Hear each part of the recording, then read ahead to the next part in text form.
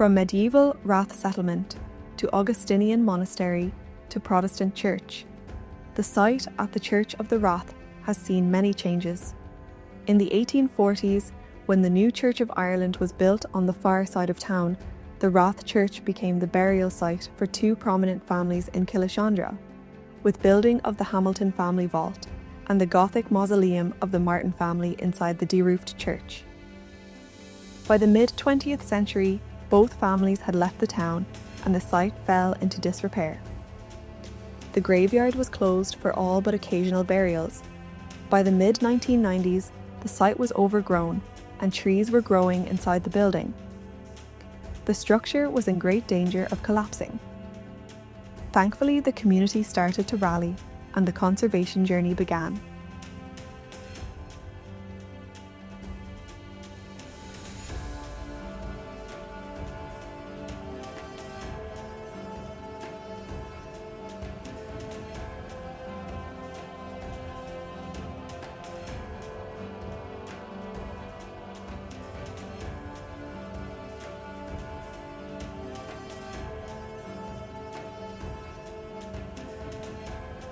When we started, we thought of 1688 because that's the date, but we had no idea that Christian worship could have been going on this site for perhaps 1,000 years before 1688.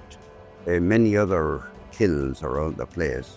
There's Killeshandra, there's Killetowny, Killegone, and the kills were in fact little tiny churches. They would hold about 6 people. They were so small, made of oak beams, and this is where monks could gather to sing the psalms, to praise God, to meditate and pray, and they'd meet at dawn, midday, and at sunset. And in the meantime, they worked very simple lives. And we have a stone copy of the kill in St. MacDonald's Island in Galway Bay. You sometimes see flashes of it at the Angelus. That gives us an idea of what the size of the church was. They were tiny. So that's probably what was here in the very start, just a kill where monks could gather. They wanted to get away from it all. They wanted to get away from the political and the turmoil and all that sort of thing. They didn't interfere in local politics. They didn't try to enrich themselves. They lived simple lives, and this probably made a big impression on the native people. And then the planters came in 1610, the Hamiltons. Then there came the 1641 rebellion, and it was a very traumatic time around Killeshandra. Murder and mayhem on all sides, and they continued to come here to bury their dead. All of them, Irish, Scottish, English, they all buried here in this graveyard. After the rebellion, after things settled down, the Hamiltons came back. They built this fine new church, which served the Church of Ireland community for another couple of hundred years, till 1842, when they built a fine new church the other side of the town. And this place was abandoned until ourselves and Cavan County Council got going at it. We were aware that during the 1990s, Killeshandra Community Council had carried out stabilising work on the church. And were it not for this work, we would not have had a church. One of our committee members became aware of the Adopt a Monument programme. We applied and we were very excited to be accepted. We were one of 5 nationally. This started our journey. For us, the Adopt a Monument scheme was vital in our efforts. Knowing that we have successfully preserved an important piece of our local heritage is an achievement we are very proud of. The Church of the Rath is a wonderful, unique asset in the town of Killeshandra. It occupies a very special place just as you're approaching the town, and the people of the town of Killeshandra really are proud of the site and really proud of this part of their heritage. The Historic Committee here, they've accessed many sources of funding, and they have been able to acquire Built Heritage Investment Scheme funding, Historic Structures funding, Community Monuments funding, Heritage Council funding, Community Grant Scheme and Creative Ireland funding. And all of this funding has ensured the longevity and the conservation of this wonderful structure behind me. Ultimately, what we're trying to do in Cavan and in line with Cavan County Heritage Plan is to conserve the heritage, the rich heritage of the county.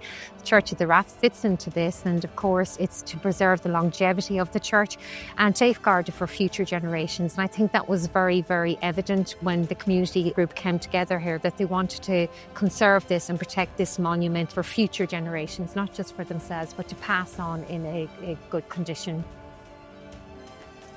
My name is Killeshandra, and I'm Project Manager of the Adopt a Monument Scheme.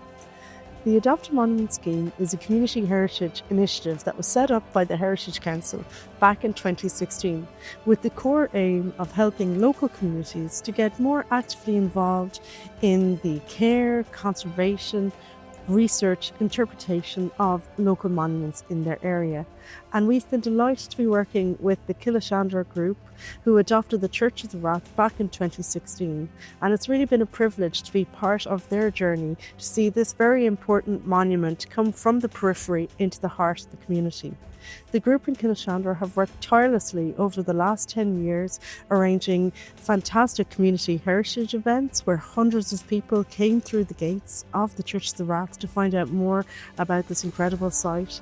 And they've created really strong partnerships and collaborations with heritage experts and professionals like architects, conservation stonemasons, Cavan County Council Heritage Officer and the statutory authorities to ensure that this very, very important monument, which actually gives its name to the town, is cared for, is protected and will be loved for generations to come.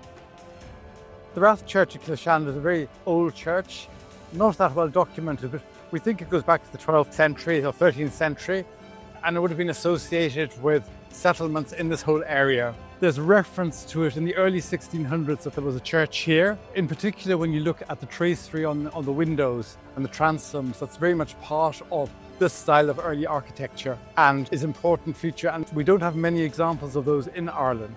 When I first came to the church in the early 90s, I remember standing here with the main committee members at the time, and all you could see was one mass of green, trees and ivy growing out of it, and it was incredible. You couldn't get into the church at that stage or anything. So it was an incredible challenge. That was really the beginning of the conservation works that we see today, which have been ongoing for the last 30 years. The church was in a very poor state at that point, and the back wall of the church, the north wall, large parts of it had actually fallen out. So it was an incredible challenge. It was actually essential that the local community was involved, because they drove the project from day one when I started being involved here. So it was always very much a community effort. And if it was local historians or people fundraising or the heritage officer from the local authority, everybody's been involved here, and it's been very much a joint project. From a biodiversity perspective, the Church of the Rath is a green space in the middle of the town for people to enjoy what's here. And the fact that it's old means that the fungi in the soil, the insects in the soil have been here for a long time. So when we're thinking about ecology, we're always interested in old sites. So the diversity of species is usually quite high. So this lovely historic graveyard is kept in grassland. So that means we've got a grassland habitat, and it is allowed to flower in April and May with the dandelions, and that's great for the pollinators. The stone walls have lichens growing on them, which cause no harm whatsoever to the stone walls. They also have some mosses, and we have wall rue. So I would like to see more ferns. It's a matter of learning and educating that these ferns are not causing any trouble to the wall. When I was young, myself and my brothers used to travel to school past this site every day. And it always looked very dramatic and mysterious. All we could see were the great Jacobean pillars at the front. We knew there was a church here, but it was completely overgrown with ivy and trees. And we always wondered what had happened here. Was there a story? Was there a history? Now that we have access to the site, we can read the gravestones, we can find out what happened here, and we can learn more about our history and the history of Killeshandra.